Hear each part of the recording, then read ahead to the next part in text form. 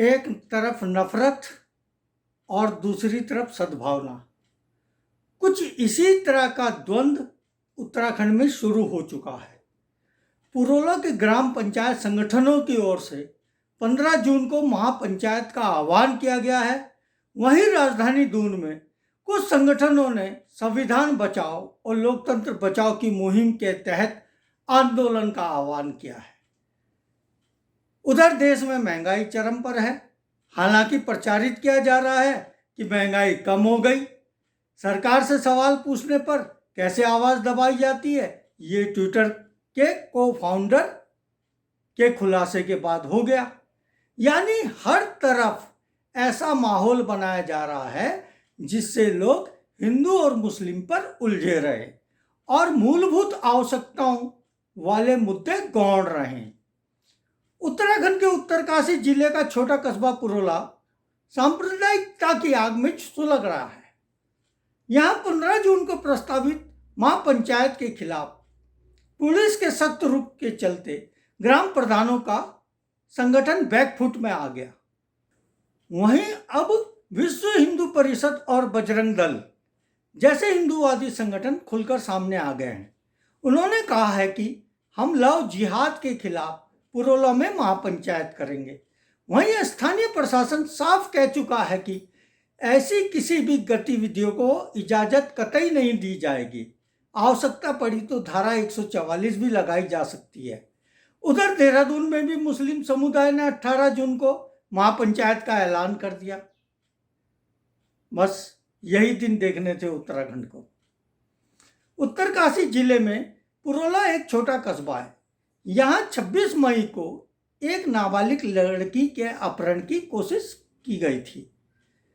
नाबालिग को भगाने के आरोप में बिजनौर के रहने वाले हिंदू युवक जितेंद्र सैनी पुत्र अंतर सैनी और मुस्लिम युवक उवैद खान पुत्र अहमद को कुछ लोगों ने पकड़ा और पुलिस को सौंप दिया। दोनों युवकों के खिलाफ पॉक्सो एक्ट में मुकदमा दर्ज कर न्यायिक हिरासत में जेल भी भेज दिया गया है। बात यहीं खत्म नहीं हुई और इस मामले ने लव जिहाद का रूप ले लिया।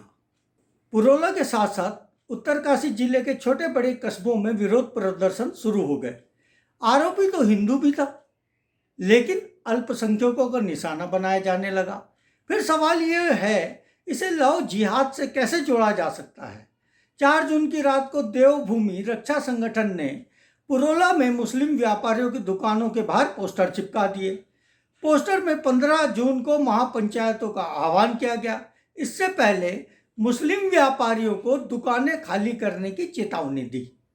नतीजा ये हुआ, मुस्लिम व्यापारियों का पुरोला छोड़कर जाने का सिलसिला शुरू हो गया। भाजपा अल्पसंख्यक मोर्चा के जिलाध्यक्ष जाहिद ने दुकान खाली कर दी। मंडल अध्यक्ष शकील अहमद ने भी अपनी दुकान खाली कर दी। शकील पिछले 45 सालों से पुरोला में रह रहे थे। शकील ने कहा कि मकान मालिक ने दुकान खाली करने को कहा है, इसलिए दुकान खाली करनी पड़ी है। पुरोला में उनका अपना मकान है, इसलिए अधिकांश सामान घर पर ही रख दिया है। इसके अलावा 3 दुकानों को और खाली कराने के मकान मालिकों ने नोटिस दिए हैं। इस घटना के बाद से मुस्लिम व्यापारियों की एक भी दुकान अभी तक नहीं खुली है। बीते दिनों में 14 मुस्लिम व्यापारियों ने दुकानें खाली की हैं। इनमें 12 व्यापारियों ने पुरोला पूरी तरह से छोड़ दिया है, जबकि दुकान छोड़ने वाले 2 व्यापारी पुरोला में अपने मकान में रह रहे हैं। उत्तरकाशी के पुरोला में उपजे विवाद को लेकर 52 पूर्व नौकरशाहों ने मुख्य सचिव और डीजीपी को एक खुला पत्र लिखा है। इसमें राज्य में सांप्रदायिक स्थिति पर तत्काल कार्रवाई के लिए अनुरोध किया गया है। अखिल भारतीय और केंद्रीय सेवाओं के पूर्व नागरिक सेवक रहे इन 52 पूर्व नौकरशाहों के समूह ने इस बात को लेकर चिंता भी जाहिर की है।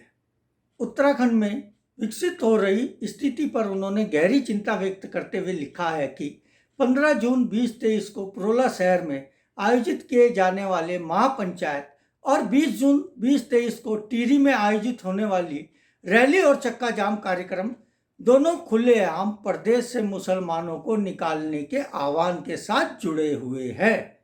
उन्होंने अनुरोध किया कि इन तार्किक, सांप्रदायिक या धमकी भरे कार्यक्रमों को इन तारीखों अन्यथा किसी भी तारीख पर नहीं होने दिया जाए। कहा कि राज्य पुलिस और प्रशासन संविधान, कानून और सुप्रीम कोर्ट के अनेक निर्देशों के अनुसार काम करते हैं और नफरत भाषण और गुंडागिर्दी के खिलाफ कार्रवाई करते हैं। इसलिए ऐसे नफरत फैलाने वाले आयोजनों पर रोक लगानी जरूरी है। वहीं कुछ प्रगतिवादी संगठन महापंचायत के खिलाफ खड़े हैं। हालांकि पुरोला के मामले में राजनीतिक दलों में कांग्रेस ने तो मानो चुप्पी साधी हुई है। वाम दल सहित अन्य पार्टियां जरूर मुखर हैं। कांग्रेस मुस्लिमों पर अत्याचारों के खिलाफ बोलकर हिंदुओं को नाराज नहीं करना चाह रही है। वहीं दून में कुछ लोगों ने कल 15 जून और 19 जून को सद्भावना के लिए आवाज उठाने का आह्वान किया। कहा गया कि 15 तारीख को अपने ही घरों में, शहरों में पोस्टर के साथ धरने पर बैठें, अपना धरना की फोटो शेयर करें, फिर 19 जून सोमवार को देहरादून में सम्मेलन में शामिल हो जाइए।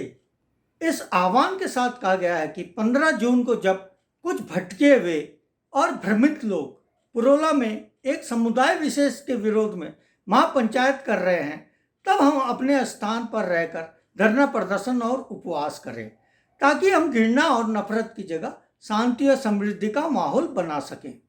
आपसे निवेदन है कि अपने कार्यक्रम को स्थानीय मीडिया, अखबारों और सोशल मीडिया में शेयर करें, ताकि सद्भावना और मोहब्बत के कारवां आगे बढ़ते रहें। #सद्भावना, #संविधान बचाओ और #नफरत नहीं, रोजगार दो भी लगा दीजिए। उसके बाद 19 तारीख को देहरादून में इन मुद्दों पर सम्मेलन होने वाला है। कथित लैंड जिहाद, लव जिहाद के नाम पर चलाया जा रहा गैर संवैधानिक अभियान द्वारा अल्पसंख्यक समुदाय के साथ बहुत गरीबों एवं दलित लोगों को भी निशाना बनाया जा रहा है। राज्य में और राष्ट्रीय स्तर पर भी लोग लगातार आवाज उठाते रहे हैं कि उत्तराखंड में सामाजिक सौहार्द, प्राकृतिक संसाधन पर जनता का हक और कानून के राज को कायम रखा जाए। इस आह्वान में आगे कहा गया, इसलिए 19 तारीख को भी हम सब इस प्रकार की गुंडागर्दी, नफरत एवं गैर संवैधानिक दमन के खिलाफ आवाज उठाएंगे। उस दिन हम आगे की रणनीति पर भी सोचेंगे। वहीं उत्तराखंड के सीएम पुष्कर सिंह धामी कई बार साफ कर चुके हैं कि सरकार लव जिहाद और लैंड जिहाद को लेकर सख्त है। हालांकि 15 जून की हिंदू पंचायत को लेकर मुख्यमंत्री धामी ने पुलिस विभाग को निर्देश दिए हैं। उन्होंने कहा है कि किसी भी हाल में उत्तराखंड में कानून व्यवस्था खराब ना हो। ऐसे में पुलिस भी इसे रोकने में जुटी हुई है। पुरोला में महापंचायत और समुदाय विशेष के लोगों के पलायन के मामले को सोमवार को ओवैसी ने भी ट्वीट कर हवा दे दी। उन्होंने अपने ट्वीट में लिखा, भाजपा सरकार का काम है कि गुनाहगारों को जेल भेजे और जल्द अमन कायम हो। 15 जून को होने वाली महापंचायत पर तुरंत रोक लगाई जाए, वहां रह रहे लोगों को सुरक्षा प्रदान की जाए, वहां से पलायन कर गए लोगों को वापस बुलाने का इंतजाम किया जाए। ये तो होगी एक बात। अब आते हैं दूसरी बात पर, जिसे लेकर आजकल खूब चर्चाएं हो रही है। इस समय आप देख रहे हैं लोक साक्ष्य वेब न्यूज पोर्टल का यूट्यूब चैनल। इसे कृपया लाइक करना और सब्सक्राइब करना ना भूलें। साथ ही वीडियो को पूरी भी देखें। बात करते हैं महंगाई की। सीपीआई के आंकड़े सामने आए तो प्रचार किया जाने लगा, महंगाई घट गई। ऐसी खबरों की हेडलाइन सिर्फ व्यक्ति को मूर्ख बनाने के लिए ही हो सकती है, क्योंकि आवश्यक वस्तुओं के दाम तो वही हैं, फिर महंगाई कम कहाँ हुई। यदि हम महंगाई की बात करें तो पिछले सालों से महंगाई लगातार बढ़ रही है, चाहे दालों के दाम हो या रसोई गैस सिलेंडर के दाम या फिर पेट्रोल के दाम हो या डीजल के दाम। इन सब में जितनी तेजी से वृद्धि हुई, लेकिन शायद ही किसी में कीमतें कम हुई हो। इसी तरह बच्चों के स्कूल की फीस, मकान का किराया, कापी किताबों का खर्च, परिवहन में रेल, बस, टैक्सी, टेम्पो, हवाई जहाज का किराया, इनमें कुछ भी तो कम नहीं हुआ। फिर महंगाई कैसे कम हो गई? आखिर क्या है ये चक्कर, इसे समझिए। अब मीडिया में प्रचार किया जा रहा है महंगाई के मोर्चे पर आम आदमी को राहत मिली है। मई महीने के कंज्यूमर प्राइस इंडेक्स यानी सीपीआई के आंकड़े जारी हो गए। इसके साथ ही भारत में खुदरा महंगाई दर सालाना आधार पर 25 महीने के निचले स्तर पर 4.25% पर आ गई। अप्रैल में यह 4.70% थी। महंगाई दर का मतलब है किसी सामान या सेवा की समय के साथ कीमत बढ़ना। इसे हम किसी महीने या साल के हिसाब से मापते हैं। महंगाई दर कम होने का मतलब ये नहीं कि हर वस्तु सस्ती हो जाएगी। इसका सीधा मतलब है अप्रैल में महंगाई दर 4.70% थी और मई में 4.25% पर आ गई। यानी महंगाई बढ़ने की रफ्तार कम हुई, महंगाई कम नहीं हुई, महंगाई तो बढ़ी रही। यह आंकड़े महंगाई बढ़ने की रफ्तार के हैं। ऐसे में जो वस्तुएं पहले से महंगी मिल रही हैं उनकी कीमतों में तो इसका कोई असर नहीं पड़ा, क्योंकि यदि महंगाई दर माइनस पहुंचती है तो कीमतें सस्ती हो सकती हैं। फिलहाल तो महंगाई बढ़ ही रही है, चाहे इसकी रफ्तार 4.70 हो या फिर घटकर 4.25% हो। यानी महंगाई लगातार बढ़ रही है। उसकी गति कम या धीरे जरूर हो सकती है। ऐसे में महंगाई घटना कैसे कहा जाएगा? महंगाई घटना तो तब कहा जाएगा जब महंगाई दर माइनस होगी। जो चीज़ हम महंगी खरीद रहे हैं वो सस्ती हो जाएगी, वो तो होने वाली नहीं। फिर दैनिक उपभोग की वस्तुओं को भी देख लो। दूध के दाम लगातार बढ़ रहे हैं। हर साल बिजली और पानी के बिल में भी बढ़ोतरी हो रही है। आम आदमी की जेब से तो उसी रफ्तार से पैसा निकल रहा है जैसा पहले निकल रहा था। इतना जरूर है जिस गति से महंगाई बढ़ रही है उसमें हल्का सा ब्रेक लगा है, लेकिन इसे राहत कहना बेमानी है। अब एक और खबर पर आई है। खबर यह भी है कि ट्विटर के सह संस्थापक और पूर्व सीईओ जैक डॉर्सी ने मोदी सरकार पर लोगों की आवाज़ दबाने का आरोप लगाया। डॉर्सी ने कहा कि किसान आंदोलन के दौरान भारत सरकार ने ट्विटर पर आलोचना करने वालों के अकाउंट सस्पेंड करने का दबाव बनाया था। यूट्यूब चैनल ब्रेकिंग पॉइंट्स को दिए गए इंटरव्यू में जैक डॉर्सी ने इसका खुलासा किया। कहा कि उनसे कई ऐसे ट्विटर हैंडल्स को बैन करने को कहा गया था जो सरकार की आलोचना कर रहे थे। ऐसा नहीं करने पर अधिकारियों के घर छापेमारी और ट्विटर को भारत से बंद करने की धमकी दी गई। साथ ही ट्विटर के कर्मचारियों को जेल में डालने की धमकी दी गई। भारत के अलावा डॉर्सी ने तुर्की सरकार का भी जिक्र किया और कहा कि वहां की सरकार ने भी ट्विटर पर लगातार दबाव डाला और धमकी दी। ट्विटर के पूर्व सीईओ ने कहा, भारत सरकार ने ऐसे पत्रकारों के अकाउंट बंद करने का अनुरोध किया था जो किसान आंदोलन को लेकर सरकार की आलोचना कर रहे थे। मुझे यह देखकर ऐसा लगा अगर ट्विटर ऐसा नहीं करेगा तो उसे भारत में बंद कर दिया जाएगा और भारत में उसके कर्मचारियों के घर छापे पड़ेंगे। हालांकि डॉर्सी ने कहा कि भारत एक लोकतांत्रिक देश है, फिर भी ऐसा हो रहा। ट्विटर के को फाउंडर के इंटरव्यू की ये वीडियो क्लिप लगातार वायरल हो रही है। तमाम विपक्षी दलों के नेता इसे शेयर कर रहे हैं और मोदी सरकार पर हमलावर हैं। हालांकि केंद्रीय मंत्री राजीव चंद्रशेखर ने ट्विटर पर जैक डॉर्सी के बयान का जवाब देते हुए कहा कि जैक डॉर्सी ने यह साफ झूठ बोला है। शायद ट्विटर के इतिहास के उस बहुत ही संदिग्ध हिस्से को मिटाने की एक कोशिश की है। डॉर्सी और उसकी टीम भारतीय कानून का बार बार उल्लंघन कर रही थी। असल में ट्विटर ने 2020 से 2022 तक भारतीय कानून का पालन नहीं किया। इसके बाद 2022 में आखिरकार ये किया गया।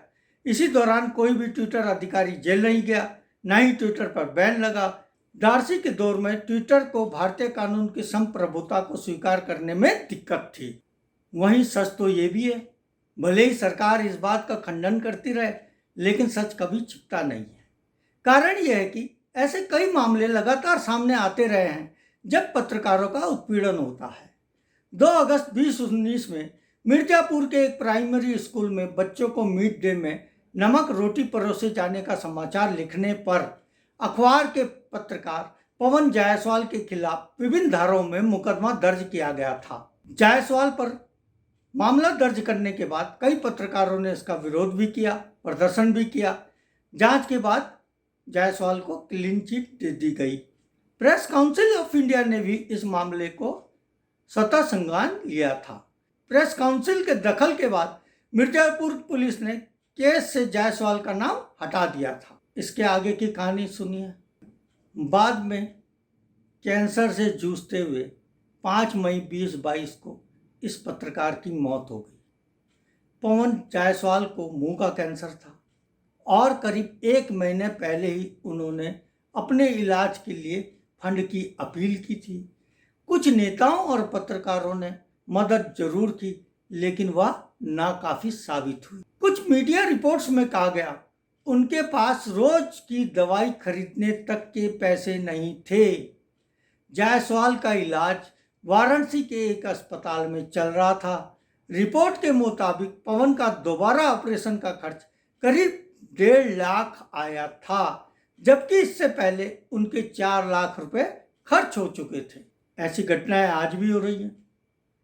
हाल ही में पत्रकारों को धमकाने का एक वीडियो सोशल मीडिया पर तेजी से वायरल हो रहा है और ये वीडियो केंद्रीय मंत्री स्मृति ईरानी का है। वह पत्रकार से कहती हैं कि अगर आप मेरे क्षेत्र का अपमान करेंगे तो मैं मालिकान को फोन करके कहूंगी, आइंदा मेरे क्षेत्र का अपमान मत कीजिए, मैं बहुत प्यार से निवेदन कर रही हूं। इस दौरान जिन पत्रकारों को स्मृति ईरानी धमका रही थी, वे 2 पत्रकार रातों रात बेरोजगार हो गए। जानकारी के मुताबिक ये पूरा विवाद तब शुरू हुआ जब पत्रकारों ने स्मृति ईरानी से बाइट देने के लिए निवेदन किया। स्मृति सलोन विधानसभा से जगदीशपुर विधानसभा क्षेत्र के कृष्णा नगर चौराहे पर चाय पे चर्चा कार्यक्रम में हिस्सा लेने आई थी। इस दौरान जैसे होता ही है, पत्रकारों ने उन्हें कहा कि यहाँ भी बाइट दे दीजिए। इस पर वह भड़क गई। बाइट यानी बयान। इस पर पत्रकार विपिन यादव ने कहा, जब आपने सलोन में बाइट दी तो दीदी ये जगदीशपुर विधानसभा है, आप यहाँ भी बाइट दे दीजिए। बस फिर क्या था। विपिन के साथ उनके सहयोगी राशिद हुसैन भी थे। इस दौरान स्मृति इतना भड़क गई, कहने लगी आप सलोन को कैसे अलग कर सकते हैं, आपने क्षेत्र की जनता का अपमान किया है। साथ ही धमकाने लगी, तुम दैनिक भास्कर से हो, तुम्हारे मालिक से बात करूंगी। दिन की घटना के कुछ ही घंटों बाद दोनों पत्रकार भास्कर से निकाल दिए गए। भास्कर की ओर से कहा गया ये हमारे प्रतिनिधि नहीं है, इसका ट्वीट किया गया। साथ ही उन्हें निकाले जाने की सूचना स्मृति ईरानी को भी दे दी गई।